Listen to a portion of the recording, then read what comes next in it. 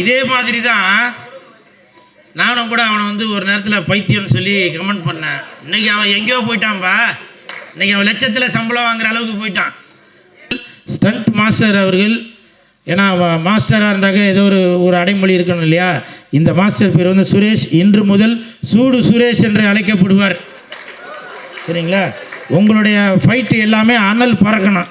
அனல் அரசு மாஸ்டர் ஏற்கனவே இருக்கிறதுனால இன்று முதல் நீங்கள் சூடு சுரேஷ் மாஸ்டர் என்று அழைக்கப்படுவீர்கள்.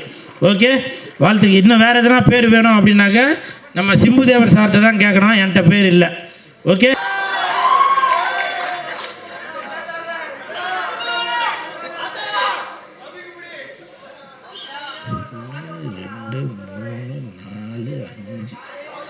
ஆறு டைரக்டர் இருக்கீங்க சார்.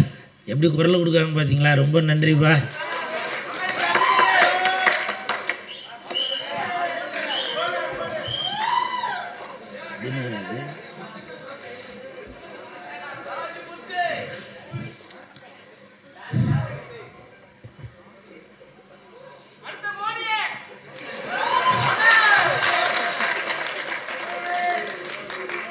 எதுக்குப்பா? புழலுக்கு போகணுமா? எங்கே போகணும் நான்? சரி, படத்துக்குள்ளே வந்துடும். மேடையில் அமர்ந்திருக்கும் அனைவருக்கும் வணக்கம். பத்திரிகை நண்பர்கள், ஊடக நண்பர்கள், இணையதள நண்பர்கள், பிஆர்ஓ ஜான் சார் அனைவருக்கும் நன்றி. மேடையில் பேசி கைத்தட்டல் வாங்குகிற அளவுக்கு நான் பெரிய பேச்சாளர் இல்லை. ஆனால் தயவு செஞ்சு நீங்களே ஒரு தடவை கைத்தட்டிருங்கப்பா. இந்த கைத்தட்டல்கள் அனைத்தும் ராம், அப்துல்லா, ஆண்டனி இந்த படக்குழுவினருக்கு தான் போய் சேரும். தம்பி, குறுக்க பேசினா கண்டென்ட் வராதுப்பா, பரவாயில்லையா? அதே மாதிரி இந்த இடத்துல நான் ஒரு விஷயத்தை ஒன்று கிளியர் பண்ணிடுறேன். இப்போ மோடின்னு சொன்னாங்களே, அதெல்லாம் நான்லாம் எதுவும் செட் பண்ணல சார். சரிங்களா? நீங்கள் பாட்டுக்கு இல்லைப்பா, நீங்கள் யதார்த்தமாக பதார்த்தமாக சொல்லிட்டு போயிடுறீங்க. நாம் கோர்ட்டு கேஸுன்னு போயிட்டு இதுக்கு இது இல்லை. அதனால் அதுக்கும் எனக்கும் எதுவும் சம்மந்தம் எதுவும் இல்லை. இப்போ வந்து பிக் பாஸ் சீசன் 9 அது ஆரம்பிச்சிருச்சு. என் சித்தி பையன் அவன்கிட்ட கேட்டேன், அவன் பேர் ராம். அவன்கிட்ட கேட்டான், ராம் யாருக்குப்பா ஓட்டு போடலாம் அப்படின்னா அவன் ஒரு பேர் சொன்னான். அதுக்கப்புறம் என் பக்கத்து வீட்டு பையன் அந்த தம்பிகிட்ட கேட்டான், அப்துல்லா யாருக்குப்பா ஓட்டு போடலாம் அப்படின்னு கேட்டேன். அவன் சொன்னான், அவன் ஒரு பேரை சொன்னான். அப்புறம் தயாரிப்பாளர் கிளெமன் அவருடைய மகன் ஆண்டனி கிட்ட கேட்டேன், ஆண்டனி தம்பி யாருக்கிட்டா ஓட்டு போடலாம் அப்படின்னு. அவங்க 3 பேரும் சொன்னது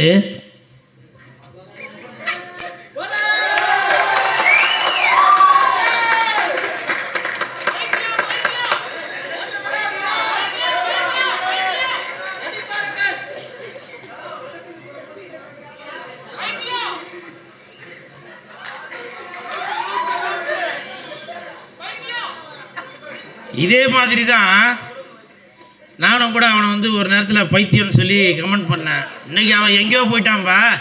இன்றைக்கி அவன் லட்சத்தில் சம்பளம் வாங்குற அளவுக்கு போயிட்டான். அப்போது இந்த 3 பேர்ட்டையும் நான் கேட்டேன். யார்கிட்ட?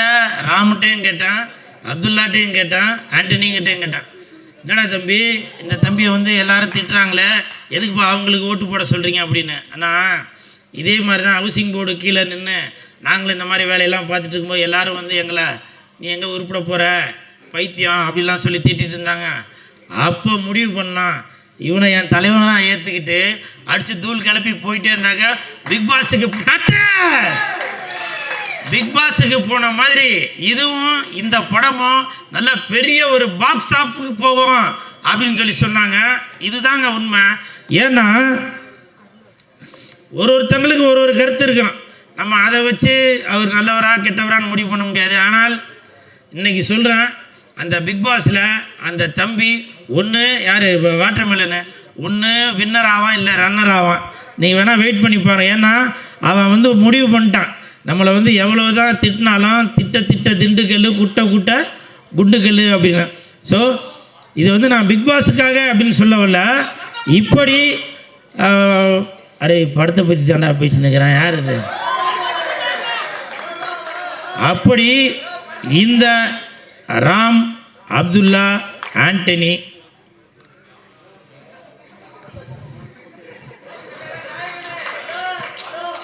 இவங்க எல்லாரும் எப்படி பிக் பாஸை பார்த்து நல்லா என்ஜாய் பண்ணுறீங்களோ அதே மாதிரி இந்த ராம் அப்துல்லா ஆண்டனி அந்த படத்தையும் பார்த்து கண்டிப்பாக சந்தோஷப்படுவீங்க.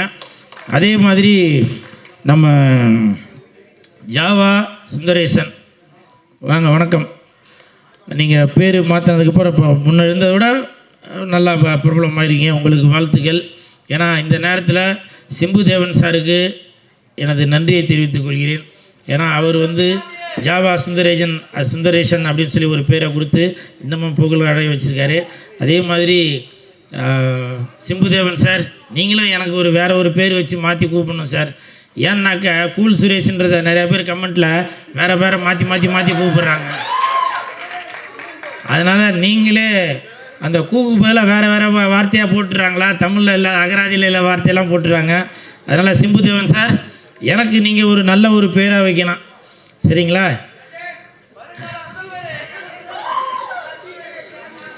அதே மாதிரி மண்ணுக்கும் மக்களுக்கும் யார் சொன்ன டைம் இல்லைன்னு உங்களை பற்றி தான் சரி, அப்புறம் பேசலை, விட்டுறேன். நான் பேச போகிறதில்ல, விட்டுறேன். ஆனால் ஒன்று சவுந்தர் ஒரு 5 வருஷத்துக்கு முன்னாடி நீ என்கிட்ட சொன்னால் ஞாபகம் இருக்கா என்னன்னு தெரியல. ஆனால் நீங்கள் கூல் சுரேஷ் நண்பர்கள் நற்பணி மன்றம் அப்படின்னு ஒரு மன்றம் வச்சு சில விஷயங்கள் பண்ணிட்டு வரீங்க. அதே மாதிரி நான் மரக்கன்றெல்லாம் கூட நட்டுட்டு வரேன். அதனால் நானும் உங்களை ஃபாலோ பண்ணிட்டு தானே இருக்கேன் அப்படின்னாப்புல. நான் அன்றைக்கி ஏதோ ஒன்று நினச்சேன், ஆனால் இன்றைக்கி தான் தெரியுது அதோட அர்த்தம். ஏன்னா நான் ஒரு ஆடியோ ரிலீஸ்க்கு வரும்போது 2-3 ஆட்டோவில் தான் ஆள் கூட்டின்னு வருவேன். ஆனால் இன்றைக்கி பஸ் வச்சே கூட்டின்னு வந்துட்ட போலப்பா.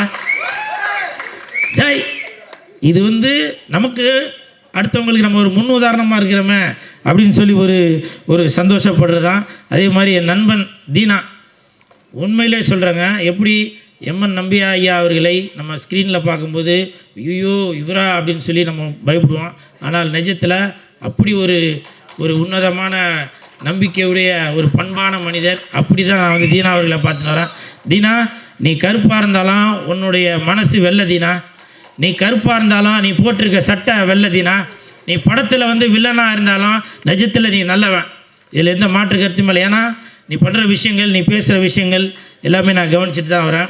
உனக்கு என் மனமார்ந்த வாழ்த்துக்கள். அதே மாதிரி தயாரிப்பாளர் கிளமன் சார் சொன்னாங்க, இந்த மாதிரி கூல் சுரேஷ் சொன்னவொன்னே நான் வரேன்னு சொல்லிட்டேன் அப்படின்னு. அதுக்கு வரேன்னு சொன்னதுக்கு ஒரு காரணம் என்னன்னாக்கா, அவர் அடுத்த படம் எடுக்கிறாரு, அதில் நான் ஹீரோவாக நடிக்க வைக்கிறேன் அப்படின்னு சொல்லி சொன்னார். உண்மையிலே நான் அதுக்காக தான் வந்தேன். ஆனால் வந்ததுக்கப்புறம் அதே வார்த்தையை தான் அவர் உதயாபிரதாவும் சொல்கிறாரு. எனக்கு அந்த மாதிரி தான் சொல்லியிருக்காரு. அப்போ இதில் நிறையா பேருக்கு சொல்லி கூப்பிட்டீங்களா என்னன்னு தெரியல. இருந்தாலும் உங்களுடைய நல்ல மனதிற்கு கண்டிப்பாக நல்லது தான் நடக்கும். அதே மாதிரி ஜெயவேல் சார் இயக்குனர், எப்படி ஒரு குழந்தை பிறக்க போகுதுன்ற ஒரு ஆர்வத்தில் ஹாஸ்பிட்டல் வாசலில் நின்று பரபரப்பாக இருப்போமோ அதே பரபரப்பு இப்போ உங்கள்கிட்ட இருக்குது. இதே மாதிரி ஷூட்டிங் ஸ்பாட்லேயும் தான் நீங்கள் இருந்திருப்பீங்கன்னு நினைக்கிறேன். உங்களுக்கு மனமார்ந்த வாழ்த்துக்களை தெரிவித்துக் கொள்கிறேன். அதே மாதிரி பேரரசு சார், அவங்க உங்களுக்கு சில அட்வைஸ் பண்ணாங்க. அது நான் ரொம்ப பெருமையாக நினைக்கிறேன். ஏன்னா ஏதோ நம்ம ஒரு ஆடியோ ரிலீஸுக்கு போகிற அந்த என்ன மாதிரி ஏதோ குருட்டு வாக்கில் பேசிட்டு வந்துடும் அப்படின்னு இல்லாமல், அந்த புதிய இயக்குனருக்கு பல அறிவுரைகள் சொல்லி இப்படி பண்ணணும் அப்படி பண்ணணும் அப்படின்னு சொல்கிறாங்க. ஏன்னாக்கா அவருக்கு தான் தெரியும், அவர் சாதாரணமானவரில் மாங்காய் வெட்டுறதுக்கும் தேங்காய் வெட்டுறதுக்கும் தென்னை வெட்டுறதுக்கும் எண்ணெய் வெட்டுறதுக்கும் ஒன்றை வெட்டுறதுக்கும் அருவா செஞ்ச கை அது. அதனால் அவங்கள மாதிரி நல்ல உள்ளவங்கள் உங்களை வாழ்த்துறதுல ரொம்ப சந்தோஷம். அதை விட பர்சனலாகவே எனக்கு இன்னொன்று என்னன்னாக்கா, நான் இன்ஸ்டாகிராமில் இருக்கேன். நான் எதார்ச்சியாக பேரரசு சாரோட இன்ஸ்டாகிராமில் போய் பார்க்குறேன். அவர் என்னை ஃபாலோ பண்ணிகிட்ருக்காருங்க இன்ஸ்டாகிராமில். சினிமாவில் எனக்கு தெரிஞ்சு என்னை ஃபாலோ பண்ணுற ஒரே மனிதர் அவர் தான் நினைக்கிறேன். அதை நான் ரொம்ப பெருமையாக நினைக்கிறேன். புரிஞ்சுங்களா? நான் அப்போ நினச்சேன், அடடா நான் மொத்தமே ஒரு 4 பேர் தான் இன்ஸ்டாகிராமில் ஃபாலோ பண்ணுறது. என் நண்பன் சந்தானம், சிம்பு, அப்புறம் லெஜண்ட், நான் ரசிகர் மன்றத்தில் இருக்கணும் லெஜண்ட் அவர்கள். அதன் பிறகு நான் தெய்வமாக மதிக்கக்கூடிய பேரரசு சார் தான். ஏன்னா அவர் ஒரு Ajith sir, Vijay sir, captain sir, இப்படி பல ஜாம்பவான்களை இயக்கிய அந்த இயக்குனர் என்ன ஃபாலோ பண்ணுறாரு அப்படின்றப்ப, சார் உங்களை பாதம் தொட்டு வணங்குகிறேன் சார். ஏன்னா இது ஏதோ நான் அவரை பெருமைப்படுத்தணும் அப்படிங்கிறத சொல்ல வரல, அவரோட குணத்தை இது வெளியில் தெரிய வைக்குது அப்படின்றதுக்காக சொல்கிறேன். நேரங்காலம் கருதி போதுமா என்ன பேசவா? போதுமா? இன்னும் ஒன்று மட்டும் சொல்லிடுறேன். எஸ்ஆர் பிரபாகர் சார், உங்களுக்கு என் மனமார்ந்த நன்றி சார். எதுக்கு அப்படின்னாக்க, நான் இப்போ ஒரு படம் ஹீரோவாக நடிச்சிட்ருக்கேன். அந்த படத்தில் வந்து ஒரு மாண்டேஜ் சாங்கு வருது. அப்போ வந்து அந்த இயக்குனர் என்கிட்ட சொன்னார், சுந்தரபாண்டியனில் வரும்ல பஸ்ஸில் போகும்போது மாண்டேஜ், டிக்கெட்டில் இருக்கும்போது மாண்டேஜ், அந்த மாதிரி மாண்டேஜ் சாங்குங்க அப்படின்னு சொல்லி சொன்னார். பாருங்கள், இப்போ வரும் இயக்குனருக்கு ஒரு முன் உதாரணமாக இருக்கீங்க. நன்றி நன்றி நன்றி சார். இன்னும் நிறையா பேர். அப்புறம் பொன்ராம் சார், அவ்வளோதாப்பா முடிச்சிடறேன்ப்பா. பொன்ராம் சார், நீங்கள் இந்த நிகழ்ச்சிக்கு வந்ததில் எனக்கு ரொம்ப சந்தோஷம். இருந்தாலும் மனசுக்குள்ளே ஒரு வருத்தம் இருக்குது. என்னன்னாக்க, எனக்கு தெரிஞ்சு 15-20 வருஷமாக சாரை தெரியும். இது வரைக்கும் என்னை எந்த படத்துலையும் பயன்படுத்தவே இல்லை. நானும் விடாமல் அவருக்கு கஜினி முகமது மாதிரி விடாமல் அவர்கிட்ட ஃபாலோ பண்ணிட்டு தான் இருக்கேன். ஒரு படத்துக்கும் சொல்லுவார், இதில் கண்டிப்பாக இருக்குங்க, இப்போ என்ன கெட்டப்பில் இருக்குங்க, ஃபோட்டோ அனுப்புங்க அப்படின்னு சொல்லுவார். பார்த்துட்டு அடடா இதுக்கேற்ற மாதிரி இல்லை அப்படின்னாரு. பாருங்கள், இதுக்கு எவ்வளோ கைத்தட்டல். இதுக்கு இந்த கைத்தட்டலுக்காகவே, உங்களுக்காகவே, கேப்டனுக்காகவே உங்களோட அடுத்த படத்துக்கு நான் ப்ரொமோஷன் பண்ணி தூள் கிளப்புறேன் சார். சரிங்களா? அப்புறம் அவ்வளோதான், வேறு யாரும். மதி சார், கதையின் நாயகனாகவும் தயாரிப்பாளராக இருக்கும் மதி சார், நீங்கள் வாழ்த்த வந்ததில் ரொம்ப சந்தோஷம். ஓகே, அவ்வளோதான், எல்லாரையும் பேசியாச்சு. அப்புறம் கடைசியாக இன்னொரு விஷயம், எனது நண்பர் ஸ்டண்ட் மாஸ்டர், இந்த படத்தோட ஸ்டண்ட் மாஸ்டர் சுரேஷ் அவர்கள், அவர்கிட்ட வந்து என் பேர், ஏன்னா நான் அவர் அசிஸ்டண்ட்டாக இருக்கும்போது தளபதி தினேஷ் மாஸ்டர் அவரோட அசிஸ்டண்ட்டுங்க, அவங்களாம் ஒர்க் பண்ணும்போது என் கூட ஒர்க் பண்ணவர். அப்போ அவர் வந்து சொன்னார், அண்ணா நான் வந்து இதில் மாஸ்டர் ஆகிட்டேண்ணே அப்படின்னு. பேருக்கு எதுவும் மாற்றிருக்கியாப்பா அப்படின்னா. அப்போ அவர் சொன்னார், இல்லைண்ணா வெறும் சுரேஷ் தானே வச்சுருக்கேன், ஆனால் நீங்களே கூட எதனா பேர் வச்சாலும் ஓகே தானே அப்படின்னாரு. என்னப்பா அவர், ஒரு நிமிஷம், ஒரு டக்குன்னு வாங்க, ஒரு ரெடியாக நிற்கிறார், ஒரே நிமிஷம்.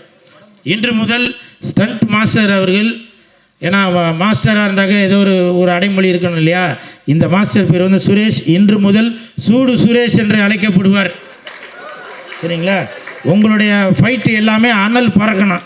அனல் அரசு மாஸ்டர் ஏற்கனவே இருக்கிறதுனால இன்று முதல் நீங்கள் சூடு சுரேஷ் மாஸ்டர் என்று அழைக்கப்படுவீர்கள். ஓகே, வாழ்த்துக்கு. இன்னும் வேறு எதனா பேர் வேணும் அப்படின்னாக்க நம்ம சிம்புதேவர் சார்கிட்ட தான் கேட்கணும், என்கிட்ட பேர் இல்லை. ஓகே, நன்றி, வாழ்த்துக்கள். என்னப்பா ரொம்ப ஆசைப்படுறீங்களாப்பா? தண்ணியில் இருக்கும் மீன், நான் லெஜண்டோட ஃபேனு. இதுதான் தம்பி. நன்றி நன்றிடா தம்பி. அப்பா அவ்வளோதானா? ஓகே, முடிஞ்சுது.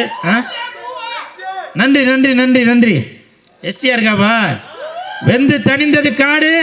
எஸ்டிஆருக்கு வணக்கத்தை போடு. ஓகே.